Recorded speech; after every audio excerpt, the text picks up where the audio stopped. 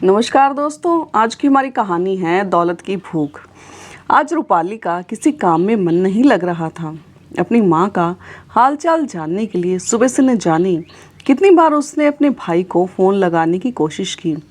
Bell बज बज कर बंद होती जा रही थी, लेकिन दूसरी ओर से कोई जवाब नहीं आ रहा था। दरअसल कुछ ही समय पहले रूपाली के भाई भाभी और माँ विदेश में जाकर बस गए थे।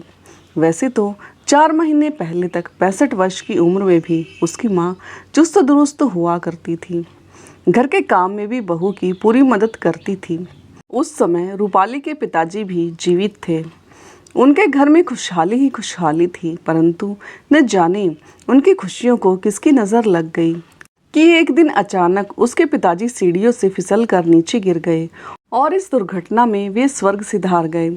पति के इस तरह चले जाने का गम रूपाली की मां बर्दाश्त न कर पाई और उन्हें एक गहरा सदमा लग गया, जिस कारण उनकी याददाश्त चली गई थी। यहाँ तक कि वह अपने परिवार के सदस्य को भी नहीं पहचान पा रही थी। डॉक्टर से इलाज करवाने के बावजूद उसकी मां की हालत में कोई सुधार नहीं आया। अभी 3 महीने पहले ही की बात है कि रूपाली के भाई ने विदेश में सेटल होने का निर्णय ले लिया था। लेकिन रूपाली नहीं चाहती थी कि उसकी माँ ऐसी हालत में कहीं जाए, क्योंकि वह उनका ख्याल रखना चाहती थी। लेकिन उसके भाई भाभी ने कहा कि विदेश में चिकित्सा सुविधाएं ज़्यादा अच्छी हैं, वहाँ माँ की हालत में जल्दी सुधार हो जाएगा। तुम चिंता मत करो, हम हैं ना। अभी रूपाली यह सब सोच ही रही थी कि फ़ोन की घंटी बजी। उसके भाई गौरव का फ़ोन आया था। रूपाली ने जल्दी से फ़ोन लपका और बोली, हेलो भैया, कैसे हैं आप? मैं कितने दिनों से आपको फ़ोन लगाने की कोशिश कर रही थी, लेकिन आपने फ़ोन उठाया ही नहीं। रूपाली ने चिंता व्यक्त की। सब ठीक तो है? हाँ रूपाली, सब ठीक है। दरअसल मैं आजकल ऑफिस में कुछ ज़्यादा ही बिज़ी रहता हूँ, 1 मिनट भी फुर्सत नहीं है। रात को भी घर देरी से लौटता था, इसलिए तुमसे बात नहीं कर पाता था। अच्छा भैया, वो सब छोड़ो, अब यह बताओ कि माँ कहाँ हैं? उनकी तबीयत के बारे में सोच सोच कर मुझे तो चिंता होती रहती है। अगर वह बात ना भी कर पाए तो आप वीडियो कॉल पर उनका चेहरा ही दिखा दीजिए। रूपाली ने बड़ी उत्सुकता से अपने भाई से कहा, माँ का चेहरा देखकर मेरे मन को सुकून मिल जाएगा। अरे रूपाली, चेहरा क्यों देखना, मैं तुम्हारी माँ से बात ही करवा देता हूँ। यहाँ हम लोग माँ का इलाज बहुत अच्छे से करवा रहे हैं। पता है, यहाँ पर आकर तो उनकी तबीयत में काफ़ी सुधार हो रहा है। अब तो उन्हें धीरे धीरे सब याद आने लगा है। मैं तुम्हारी उनसे भी बात करवा देता हूँ। लो माँ, आपकी बेटी रूपाली का फ़ोन है। हेलो रूपाली, कैसी हो तुम बेटी? इतने समय बाद अपनी माँ के मुँह से अपना नाम सुनकर रूपाली बहुत खुश हो गई। उसकी आंखों से खुशी के आंसू छलक आए। फिर बोली, हम सब तो ठीक है माँ, आप कैसी हैं? बहुत समय हो गया था, आपसे बात ही नहीं हो पाई थी। दवाइयाँ तो समय पर लेती हैं ना आप? बेटा, मैं बिल्कुल ठीक हूँ। तेरे भाई भाभी मेरा बहुत अच्छे से ख्याल रखते हैं, तो मेरी चिंता मत किया कर। डॉक्टर ने मुझे पार्क में टहलने की सलाह दी है। अभी मेरा पार्क में जाने का समय हो रहा है। मैं तुमसे बाद में बात करती हूँ। ठीक है माँ, ख्याल रखना अपना, कहते हुए रूपाली ने भी फ़ोन रख दिया। उसी समय रूपाली का पति संदीप ऑफिस से घर लौट आया। क्या बात है, आज तो हमारी धर्मपत्नी का चेहरा खिला खिला सा लग रहा है। अरे आप आ गए। आपको पता है, मैं आज बहुत खुश हूँ। आप तो जानते ही हैं, जब से पापा हमें छोड़कर गए हैं तब से माँ की याददाश्त चली गई थी। उन्हें तो मेरा नाम तक भी याद नहीं था। लेकिन भैया ने विदेश में उनका इलाज किसी अच्छे से डॉक्टर से करवाया है, तो अब उनकी याददाश्त वापस आ रही है धीरे धीरे। आज उन्होंने मुझे मेरे नाम से पुकारा। मुझे बहुत खुशी हो रही है। जिस हालत में माँ यहाँ से गई थी, मुझे तो बस उनकी ही फिक्र लगी रहती थी। क्या पता माँ का अब क्या होगा।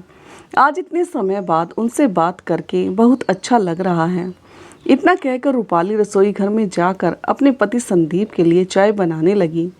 फिर संदीप ने कहा, अच्छा रूपाली, अगले सप्ताह हमारी शादी की सालगिरह है और मैं सोच रहा था कि इस बार शादी की सालगिरह दोस्तों और रिश्तेदारों के साथ खूब धूमधाम से मनाएं और एक शानदार पार्टी रखें।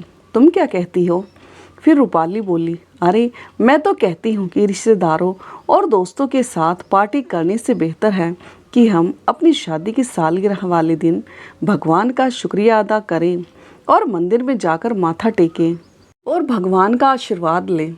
ज़रूरतमंद लोगों में उनकी आवश्यकता का सामान बांटें, जैसे कपड़े, भोजन वगैरह। संदीप को भी बात सुनते ही जच गई। वह बोला, इससे अच्छी बात और क्या हो सकती है रूपाली। फिर रूपाली ने कहा कि क्यों ना इस बार वृंदावन चलें और कान्हा जी के दर्शन करें। मैंने मन्नत मांगी थी कि माँ ठीक हो जाएगी तो हम ठाकुर जी के दर्शन करने वृंदावन जाएंगे। जैसा तुम कहो रूपाली, तुम्हारा हुक्म न मानने की मेरे में हिम्मत कहाँ है, संदीप ने मस्ती भरे अंदाज में कहा। तो वृंदावन जाने की बात सुनते ही उनके दोनों बच्चे भी खुशी से उछल पड़े। फिर रूपाली बोली, तो ठीक है, हम कल बाजार जाकर गरीबों में बांटने के लिए सामान ले आएंगे।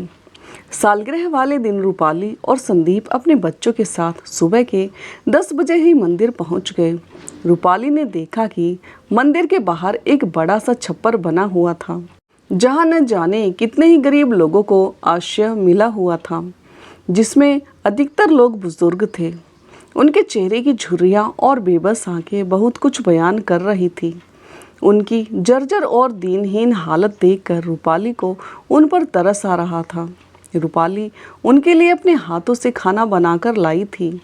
भूख से व्याकुल होने के कारण सब लोग झुंड बनाकर खाना मांगने लगे। तो संदीप बोला, अरे अरे, सब लाइन में बैठ जाओ, सबको खाना मिलेगा। सबको लाइन में बिठाकर रूपाली ने खाना बांटना शुरू किया। तो संदीप सबको कंबल बांटने लगा। कंबल बांटते हुए संदीप के चेहरे पर मुस्कान थी। खाना मिलते ही वे लोग जल्दी जल्दी खाना खाने लगे। जैसे ही रूपाली खाना बांटते बांटते आगे पहुंची तो लाइन में बैठी हुई एक बुजुर्ग महिला ने हाथ जोड़ते हुए उसे कहा, बेटी मुझे और खाना दे दो, बहुत दिनों से कुछ नहीं खाया है, बहुत ज़ोरों से भूख लगी है। तो फिर रूपाली पीछे मुड़ी और बोली, लो अम्मा जी और खाना ले लो। रूपाली ने देखा कि वो वृद्ध औरत ठीक ढंग से बैठ भी नहीं पा रही थी, शायद उसे टांग में कुछ चोट आई थी। तभी अचानक उसकी नज़र उस औरत के चेहरे पर पड़ी। रूपाली उस वृद्ध महिला के चेहरे को देखते ही स्तब्ध रह गई। उसके तो मानो पैरों तले से ज़मीन ही खिसक गई हो। उसकी हैरानी का ठिकाना न रहा। उसके हाथों से भोजन का थाल छूटकर नीचे गिर गया। तभी संदीप उसके पास आया और बोला, क्या हुआ रूपाली, तुम ठीक तो हो ना? लेकिन रूपाली तो सामने बैठी औरत की ओर देखे ही जा रही थी, बस जोर जोर से रोती जा रही थी।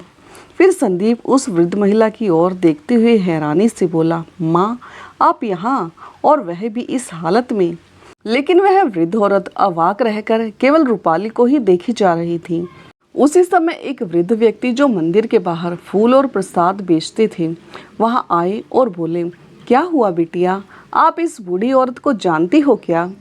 तभी रूपाली रोते रोते बोली, हाँ यह मेरी माँ है, सरिता देवी। तभी उस वृद्ध व्यक्ति ने कहा, बिटिया करीब 1 महीना पहले की बात है, एक औरत इन्हें मंदिर की सीढ़ियों पर बिठाकर चली गई थी और उसके बाद फिर कभी नहीं आई।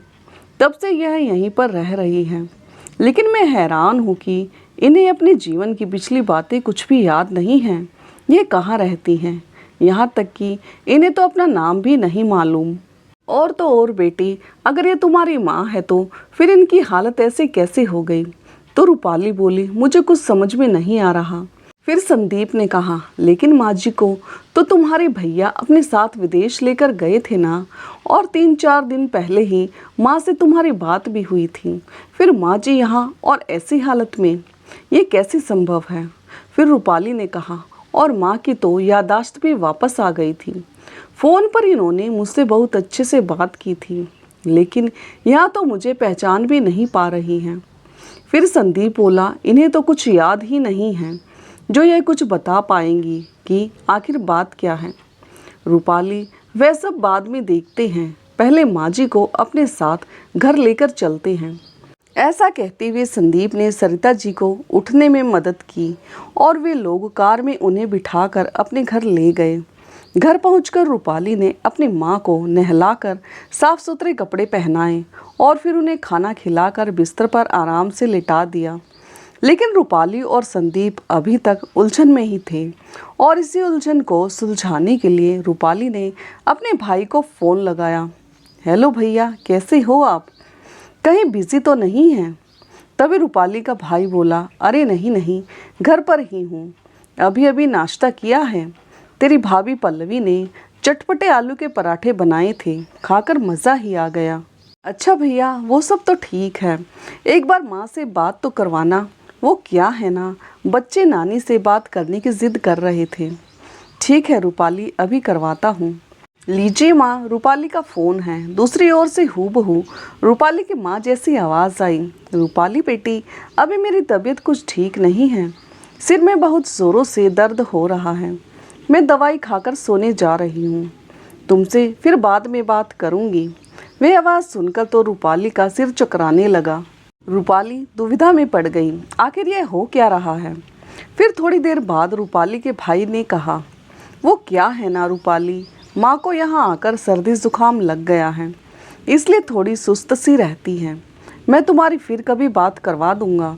अभी माँ से फ़ोन पर बात करने के बाद रूपाली हैरान रह गई कि आखिर जो उसने फ़ोन पर आवाज़ सुनी वह किसकी थी। उसे समझ में नहीं आ रहा था कि यह सब चल क्या रहा है।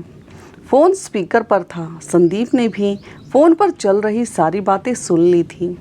वह बोला, रूपाली, क्या तुम्हें पक्का यकीन है कि यह तुम्हारी माँ ही है? कहीं हम किसी और को तुम्हारी माँ समझकर तो घर नहीं ले आए हैं? तो रूपाली बोली, आप भी कैसी बातें कर रही हैं? क्या मैं अपनी माँ को नहीं पहचानूंगी? फिर भी यदि कोई शक की बात या गुंजाइश है तो मैं एक बार चेक कर लेती हूँ। कुछ वर्षों पहले माँ की टांग का ऑपरेशन हुआ था और उनकी टांग में रॉड डाली गई थी। उसका निशान अब तक भी उनकी टांग पर ही होना चाहिए। ऐसा कहते हुए रूपाली अपनी माँ के पास गई और उनकी टांग पे से कपड़ा हटाया तो निशान वहीं मौजूद था। अब उसे पक्का यकीन हो गया था कि यही उसकी माँ है। लेकिन संदीप, अब तक भैया मुझसे किसकी आवाज़ सुनाते रहे हैं? ज़रूर कोई बहुत बड़ी साजिश रची जा रही है, लेकिन इसका खुलासा कैसे होगा? वो लोग तो विदेश में रहते हैं और माँ को कुछ याद ही नहीं। तो संदीप बोला, रूपाली शांत हो जाओ, सबसे पहले हम माँ जी का इलाज करवाते हैं। माँ का ठीक होना सबसे ज़्यादा ज़रूरी है। फिर रूपाली अपनी माँ के पास आई और बोली, माँ, आप मुझे कैसे भूल सकती हैं? आपकी अपनी बेटी में तो आपकी जान बसती है ना, कुछ तो याद कीजिए। कहते कहते रूपाली फूट फूट कर रोने लगी। फिर रूपाली की माँ ने कहा, बेटी, मुझे कुछ याद नहीं कि तुम कौन हो, लेकिन तुम रो मत, तुम तो भगवान में विश्वास रखती हो ना, ज़रूरतमंद लोगों का भला करती हो, भला तुम्हारा बुरा कैसे हो सकता है? भगवान तुम्हारी सारी परेशानियां दूर कर देंगे, चिंता मत करो। ऐसा कहते हुए रूपाली की माँ ने उसके आंसू साफ किए और उसके सिर पर प्यार भरा हाथ रखा। अपनी माँ का स्नेह पाकर रूपाली के दिल को एक सुकून सा मिला। अगले दिन रूपाली अपने पति संदीप के साथ माँ को डॉक्टर के पास ले गई। जांच पड़ताल करने के बाद डॉक्टर ने बताया कि हालांकि याददाश्त का वापस आना बहुत ही मुश्किल होता है, परंतु यदि उचित समय पर दवाइयाँ दी जाएं और मरीज को पुरानी बातें समय समय पर याद दिलाई जाएं तो शायद ऐसा संभव हो सकता है, लेकिन कुछ पक्का नहीं कह सकते। यह सुनकर रूपाली थोड़ा मायूस सी हो गई। वे लोग सरिता जी को अपने साथ घर पर वापस ले आए। घर पहुंचकर रूपाली ने सबको खाना खिलाकर माँ को दवाइयाँ दे दी। जब सरिता जी सो गई तो रूपाली ने संदीप से कहा, आज से पहले मैंने खुद को कभी इतना लाचार महसूस नहीं किया था। इतने दिनों से भैया हमसे झूठ बोलते आए हैं, मुझे बेवकूफ़ बनाते आए और हम लोग यहाँ बैठे हुए यही समझते रहे कि माँ वहाँ भैया के साथ बड़े आराम से रह रही है। मेरे दिमाग में एक बार भी यह बात नहीं आई कि जितनी बार भी मैंने भैया को माँ से वीडियो कॉल पर बात करवाने के लिए कहा था, तो भैया हर बार कोई ना कोई बहाना बनाकर उस बात को टाल दिया करते थे। तो संदीप बोला, लेकिन रूपाली, यह समय बैठकर आंसू बहाने का नहीं, बल्कि कोई कड़ा कदम उठाने का है।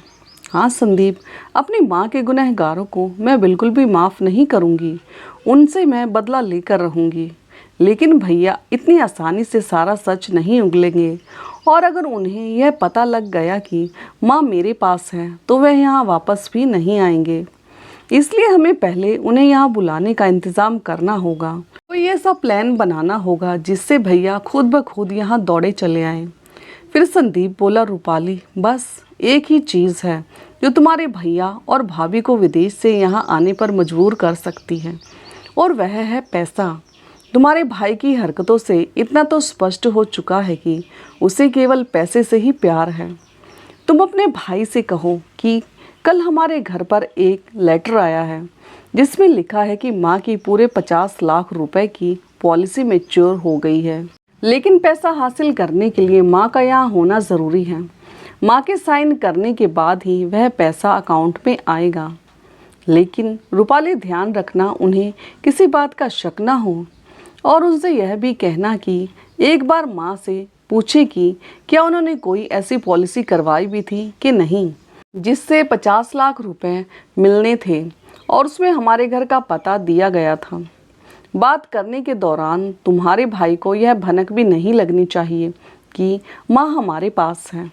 ठीक है संदीप, मैं कल सुबह ही भैया से फ़ोन पर बात करूँगी, कहीं भैया को किसी बात का शक न हो जाए। इस सोच विचार में डूबी रूपाली कमरे में जाकर अपनी माँ के साथ बिस्तर पर लेट गई। अगले दिन सब काम निपटाने के बाद रूपाली ने अपने भाई गौरव को फ़ोन लगाया। गौरव के फ़ोन उठाते ही रूपाली बोली, भैया ज़रा माँ से बात करवाना, तो बहुत ही ज़रूरी बात करनी है। तभी गौरव बोला, रूपाली तुम बस 2 मिनट लेट हो गई, अभी अभी माँ बाहर टहलने के लिए निकली है। वह क्या है ना, डॉक्टर ने उन्हें सुबह सुबह ताज़ी हवा में टहलने को कहा है, इसलिए पल्लवी उन्हें पार्क में लेकर गई है। क्यों, क्या कोई ज़रूरी काम था माँ से? लेकिन रूपाली ऐसा कौन सा ज़रूरी काम है, मुझे बता दो, जब माँ आएगी तो मैं माँ को बता दूंगा।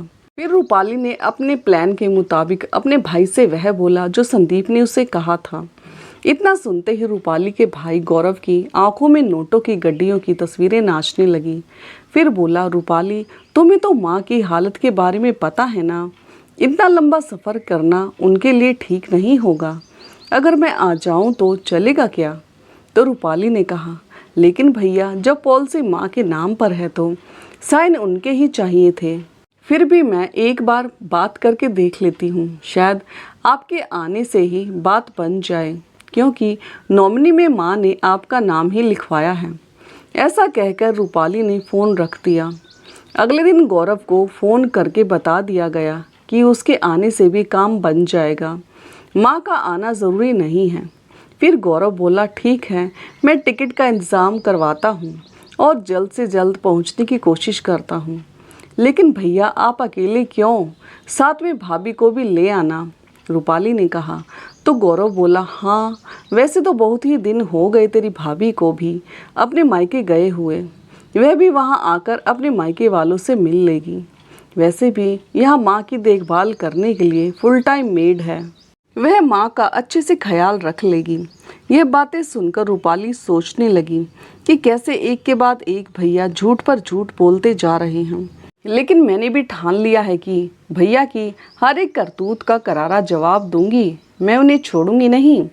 माँ की याददाश्त वापस लाने के लिए उसने अपनी माँ को एक फ़ोटो एल्बम दिखाई जिसमें उसके पूरे परिवार की तस्वीरें थीं। लेकिन सरिता जी उन तस्वीरों को किसी अनजान व्यक्ति की तरह देखती जा रही थी।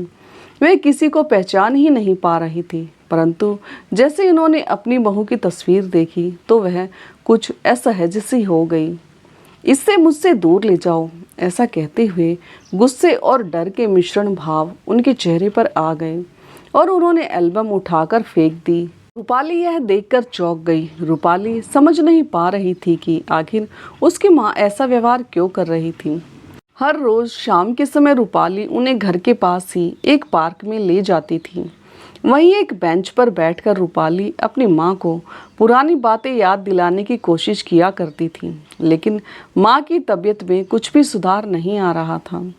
फिर एक दिन रूपाली ने फैसला किया कि वह अपनी माँ को उनके उसी मकान में लेकर जाएगी जहाँ वह हमेशा से रहती आई थी। शायद वहाँ जाकर माँ की हालत में कुछ सुधार आ जाए।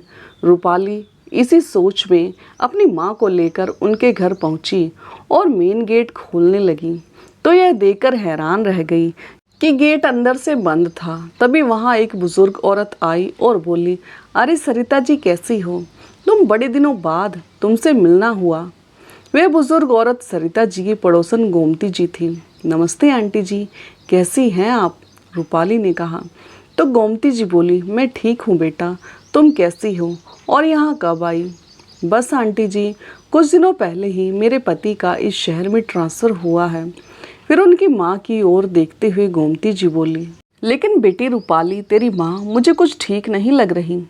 क्या बताऊँ आंटी जी, जब से पापा हमें छोड़कर गए हैं तब से माँ की यही हालत है। भैया ने भी माँ का बहुत इलाज करवाया था, लेकिन माँ की हालत जस की तस बनी हुई है। अरे बेटी, तो इलाज की बात करती है। तेरे भाई भाभी तो तेरे मम्मी पापा से कभी ठीक ढंग से बात तक नहीं करते थे। अक्सर तेरी माँ अपना दुखड़ा मेरे आगे रोया करती थी। मैंने उसे बहुत कहा था कि एक बार इस बारे में अपनी बेटी को खबर कर दे, शायद तेरी समस्या का कुछ हल निकल आए, लेकिन वह तुझे परेशान करना नहीं चाहती थी। जब तुम्हारे पिताजी जीवित थे तो अक्सर इस घर में लड़ाई झगड़े की आवाज़ आती रहती थी। जिस दिन तुम्हारे पिताजी की मृत्यु हुई उस दिन भी घर में खूब लड़ाई झगड़ा हुआ था। और तुम्हारे पिताजी के जाने के बाद जब सरिता जी की यह हालत हो गई, तब भी तुम्हारी माँ को अकेला छोड़कर घर को ताला लगाकर तेरे भैया भाभी 4 दिनों के लिए घूमने निकल गए थे। उन्हें तो तुम्हारी माँ की हालत से कोई फर्क ही नहीं पड़ता था और घर की चाबी मेरे पास रख गए थे। इतने दिन बाद बिना खाए पिए कैसे रहेंगी, इस बात की उन्हें कोई चिंता नहीं होती थी। चाबी मेरे पास होती थी तो मैं जाकर उसे खाना दे आती थी। तुझे क्या लगता है कि तेरे भैया भाभी ने तेरी माँ का इलाज करवाया होगा। कहते कहते गोमती जी की आवाज़ रुआसी हो गई। ये सारी बातें सुनते सुनते रूपाली के दुख का ठिकाना न रहा और वह फूट फूट कर रोने लगी। गोमती जी ने उसके आंसू पोंछते हुए उसे अपने घर के अंदर आने को कहा तो रूपाली खुद को संभालते हुए बोली, नहीं आंटी जी, मैं माँ को उनके अपने घर में लेकर आई थी ताकि उन्हें कुछ पुरानी बातें याद दिला सकूं। तो गोमती जी बोली, बेटा, अब यह घर तेरी माँ का रहा ही कहाँ। यह घर तो विदेश जाने से पहले तेरे भैया भाभी ने बेच दिया था। तभी रूपाली ने हैरानी भरे स्वर में कहा, क्या कह रही हो आंटी जी, भैया ने यह मकान बेच दिया? कब बेचा और मुझे बताया तक नहीं। सुनते ही रूपाली कुछ गहरी सोच में पड़ गई। लेकिन पापा के जाने के बाद तो माँ इस मकान की मालकिन थी, तो भैया इसे कैसे बेच सकते थे। तो गोमती जी बोली, अरे बेटी, तेरी माँ की हालत ऐसी ही कहाँ थी जो किसी बात का विरोध कर सके। लेकिन बेटी, वह तो सरिता जी को भी अपने साथ ही लेकर गए थे ना, फिर यह यहाँ कैसे? माजरा कुछ समझ में नहीं आया। गोमती जी ने पूछा तो रूपाली ने रोते हुए उन्हें सारी बात बता दी। गौरव की करतूत सुनकर गोमती जी आश्चर्यचकित रह गए। फिर रूपाली बोली, अपने माँ पिताजी के एक एक आंसू का बदला मैं उनके गुनहगारों से ज़रूर लूँगी। फिर गोमती जी बोली, बेटी, कभी किसी काम में हमारी कोई ज़रूरत चाहिए तो बिना झिझक के बता देना।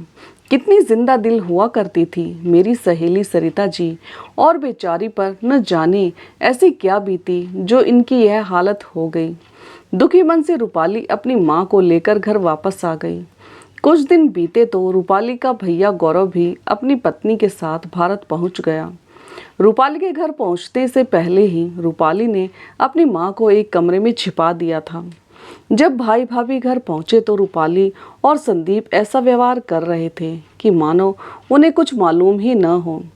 अभी 5 मिनट भी नहीं बीते थे कि गौरव बोला, रूपाली, पेपर्स पर साइन करने कब चलना है?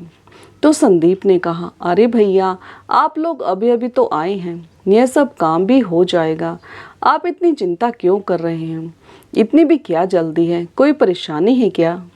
फिर रूपाली ने कहा, हाँ भैया, ज़रा थोड़ी देर बैठकर चाय नाश्ता तो कर लो। तो गौरव बोला, अरे नहीं नहीं, दरअसल वहाँ माँ अकेली है ना, और मुझे उनकी चिंता हो रही है।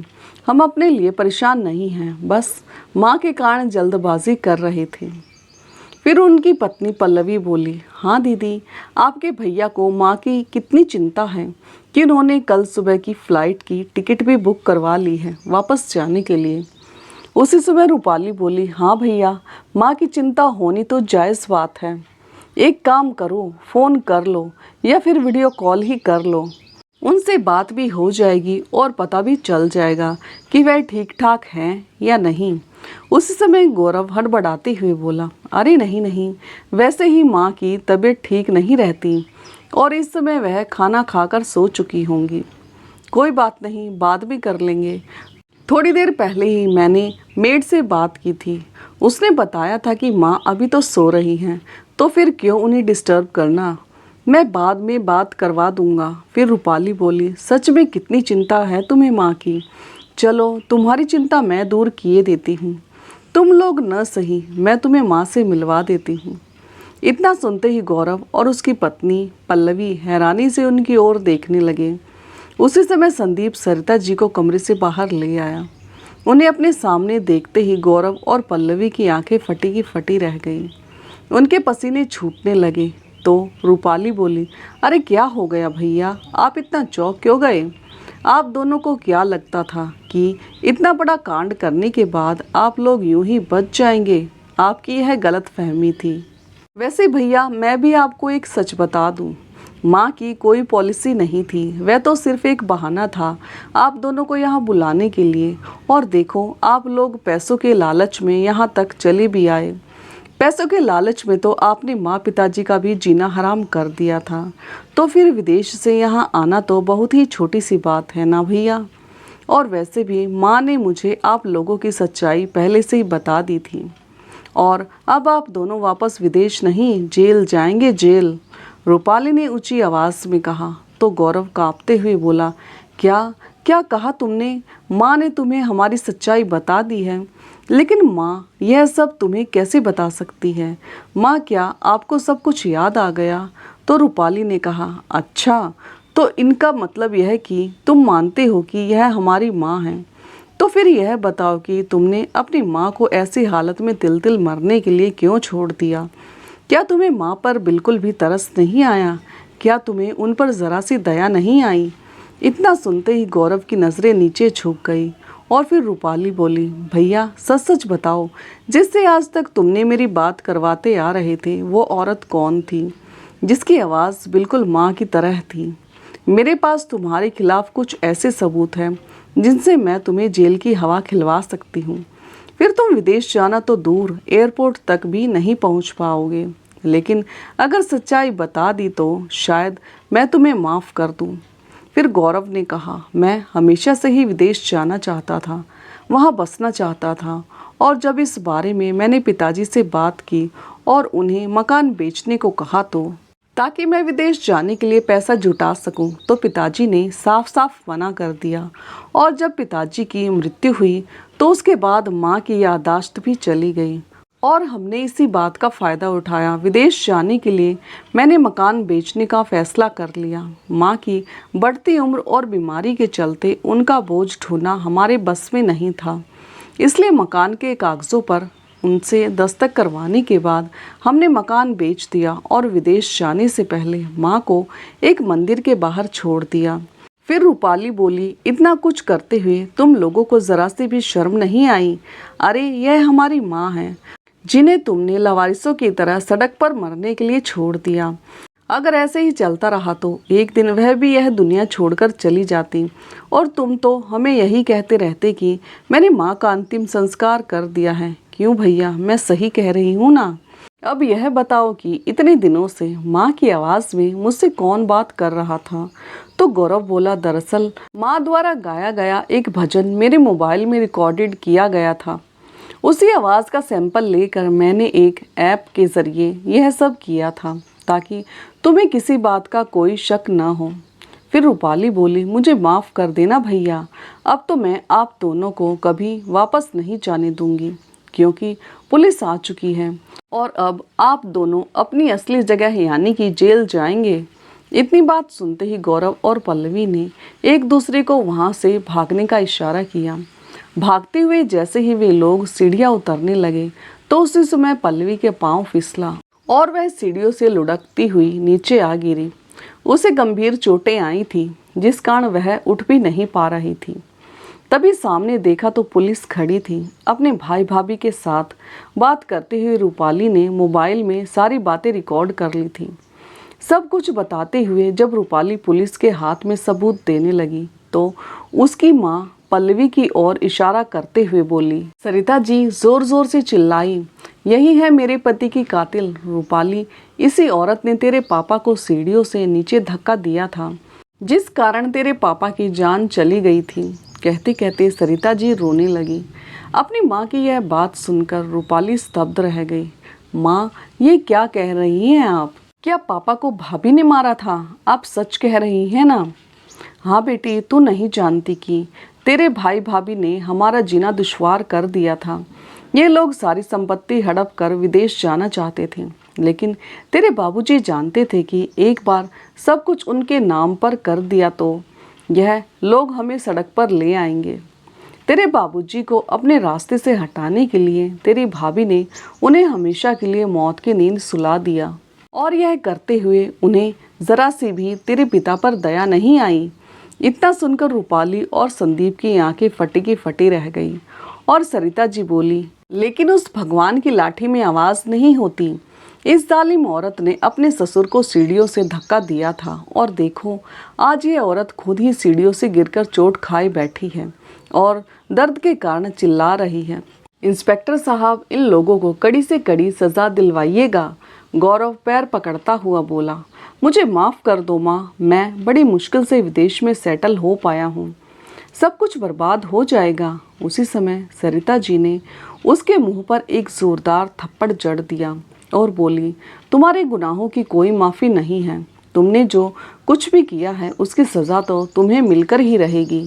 अब माफ़ी मांगने से कोई मतलब नहीं है। पुलिस ने गौरव को गिरफ्तार कर लिया और पल्लवी को हिरासत में लेने से पहले पुलिस की निगरानी में अस्पताल में इलाज के लिए भेज दिया गया। फिर रूपाली अपनी माँ को गले लगाते हुए बोली, माँ, आपको सब कुछ याद आ गया? माँ बोलिए ना। तो सरिता जी बोली, हाँ बेटा, पल्लवी को सीढ़ियों से गिरते देखकर फिर से वही मंजर याद आ गया जब उसने तेरे पापा को सीढ़ियों से धक्का दिया था, और उसके साथ पिछली सारी बातें भी मुझे याद आ गई। लेकिन माँ, अब खुशी मनाने के दिन आ गए हैं, तो भूल जाइए पुरानी बातों को, पुरानी जख्मों को, रूपाली ने कहा। तो उसके दोनों बच्चे बोले, अरे अभी अभी तो नानी को सब कुछ याद आया है और आप कहती हैं कि सब कुछ भूल जाओ। बच्चों की यह बात सुनकर रूपाली अपने माथे पर हाथ रखते हुए बोली, अरे मेरा मतलब वो नहीं था कि पुरानी कड़वी यादों को भूल जाओ। इस बात पर वे सब लोग हंसने लगे।